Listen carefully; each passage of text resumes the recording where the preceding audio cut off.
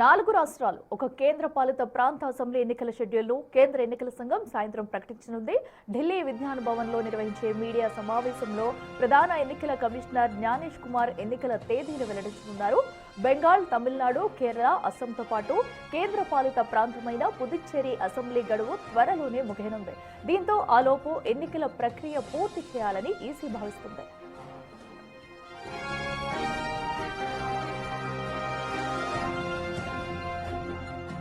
ఎన్నికలు జరగనున్న 5 అసెంబ్లీలో మొత్తం 824 స్థానాలు ఉన్నాయి. బెంగాల్ శాసనసభలో 294 స్థానాలుండగా తమిళనాడులో 234, కేరళలో 140, అస్సాంలో 126, పుదుచ్చేరిలో 30 సీట్లు ఉన్నాయి. మే 7తో బెంగాల్ అసెంబ్లీ గడువు ముగియనుండగా తమిళనాడులో మే 10, అస్సాంలో మే 20, కేరళలో మే 23, పుదుచ్చేరి అసెంబ్లీ గడువు జూన్ 15తో పూర్తి కానుంది. ఈ క్రమంలో మేలోపు ఎన్నికల ప్రక్రియ పూర్తి చేసేందుకు ఎలక్షన్ కమిషన్ రంగం సిద్ధం చేసినట్లు తెలుస్తుంది.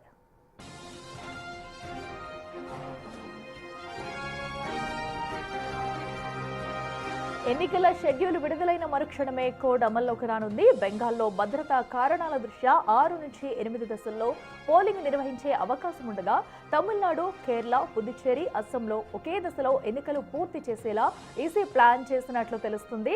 సమస్యాత్మక ప్రాంతాల్లో ఎలాంటి అవాంఛనీయ ఘటనలు జరగకుండా ఎలక్షన్ కమిషన్ కేంద్ర బలగాలను ఇప్పటికే ఆయా రాష్ట్రాలకు తరలించింది. ఇక మరింత సమాచారం మా ప్రతినిధి ఢిల్లీ నుంచి శివ లైవ్లో అందిస్తారు. శివ, చెప్పండి, ఈ రోజు సాయంత్రంలోగా కూడా ఈసీ అయితే ఈ 5 రాష్ట్రాల ఎన్నికలకు సంబంధించి తేదీలు అయితే ప్రకటించే అవకాశం ఉన్నట్లు తెలుస్తుంది. సో తదుపరి కార్యాచరణ ఎలా ఉండబోతుంది?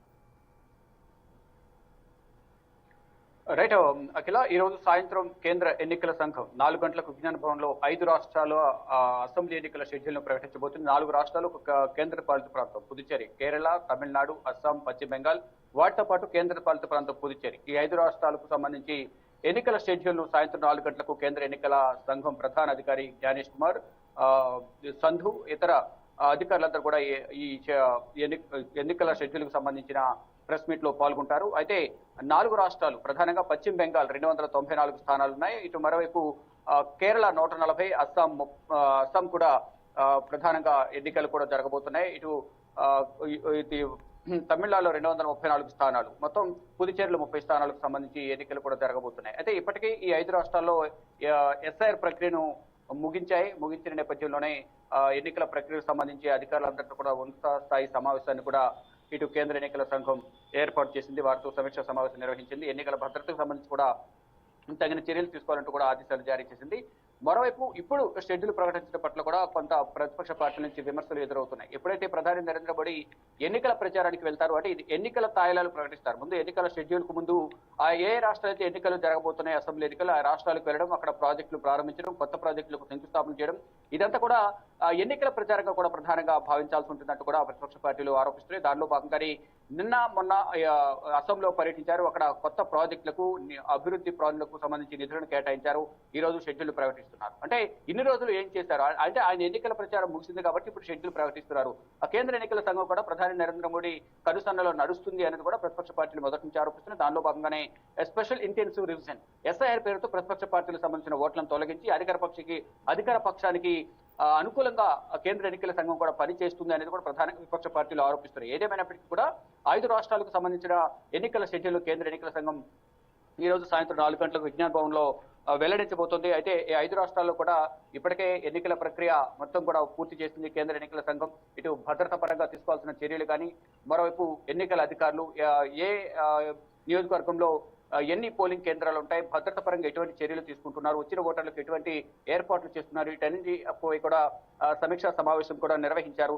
దానిలో భాగంగానే ఇప్పుడు 5 రాష్ట్రాలకు ఎన్నికలు జరగబోతున్న నేపథ్యంలో ఈ 5 రాష్ట్రాలు కూడా భద్రత పరంగా అన్ని రకాల చర్యలు తీసుకుంటున్నారు. కేరళలో 140 స్థానాలకు సంబంధించి ఇప్పటికే ఆయా పార్టీలు కూడా పోటీకి సిద్ధమయ్యాయి. కొంతమంది పొత్తుల్లో భాగంగా పోటీ చేయబోతున్నారు. ఇప్పుడు ఎన్నికల షెడ్యూల్ ప్రకటించిన వెంటనే కేరళకు సంబంధించి కూడా అభ్యర్థుల జాబితాను అన్ని పార్టీలు ఈ రోజు లేదా రేపట్లోగా ప్రకటించే అవకాశం అయితే కనిపిస్తోంది. మరోవైపు పశ్చిమ బెంగాల్ 294 స్థానాలు. ఇటు కంప్లీట్ గా పశ్చిమ బెంగాల్ అయితే ఎస్ఐఆర్ ను వ్యతిరేకిస్తోంది. ఎస్ఐఆర్ కు సంబంధించి అనేక ఆరోపణలు కూడా ప్రధానంగా చేస్తుంది. ఈ నేపథ్యంలోనే సుప్రీంకోర్టును కూడా ఆశ్రయించింది పశ్చిమ బెంగాల్ ప్రభుత్వం. అంటే ప్రతిపక్ష పార్టీలకు సంబంధించిన ఓట్లను తొలగిస్తున్నారనేది ప్రధానంగా ఆరోపణలు చేస్తుంది. దానిలో భాగంగా ఇటు పశ్చిమ బెంగాల్లో కూడా దాదాపు 1.5 నుంచి 2 కోట్ల వరకు కూడా అధికార పార్టీకి సంబంధించిన ఓట్లను తొలగించారు. అంటే వివిధ రకాల కారణాలు చూపించి విపక్ష ఇటు అంటే అధికార పార్టీ ఇప్పుడు ప్రజెంట్ ప్రభుత్వం ఏదైతే ఉందో పశ్చిమ బెంగాల్లో ఆ పార్టీకి సంబంధించి మమతా బెనర్జీ తృణమూల్ కాంగ్రెస్ సంబంధించిన పార్టీకి సంబంధించిన ఓట్లను తొలగించారు. ఇటు కేంద్ర ప్రభుత్వానికి త్వరలో ఎన్నికలు రాబోతున్న నేపథ్యంలో బీజేపీకి అనుకూలంగా ఈ ఓట్లు పడే విధంగా కూడా వ్యవహరిస్తుంది కేంద్ర ఎన్నికల సంఘం అనేది కూడా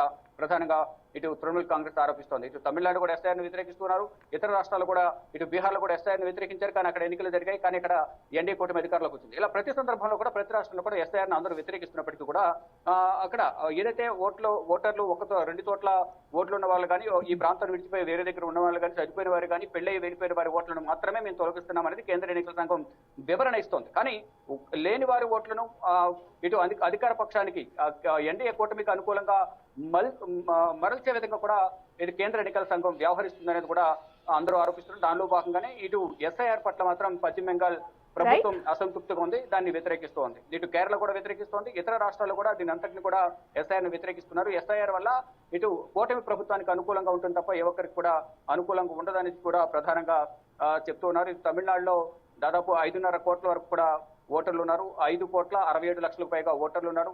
మరోవైపు ఇతర రాష్ట్రాల్లో కూడా ఓటర్లకు సంబంధించిన జాబితాను సిద్ధం చేశారు. కొత్త ఓటర్లను చేర్చడం, పాత ఓటర్లను కొంతమంది తీసేయడం, తొలగించడం కూడా జరిగింది. ఇక్కడే దుమారం రేగుతున్న పరిస్థితి కనిపిస్తుంది. మొత్తంగా చూసుకుంటే సాయంత్రం 4 గంటలకు విజ్ఞాన్ భవన్ లో కేంద్ర ఎన్నికల సంఘం 5 రాష్ట్రాలకు సంబంధించిన ఎన్నికల షెడ్యూల్ ను ప్రకటించనుంది. Akhila. Right Shiva, thank you.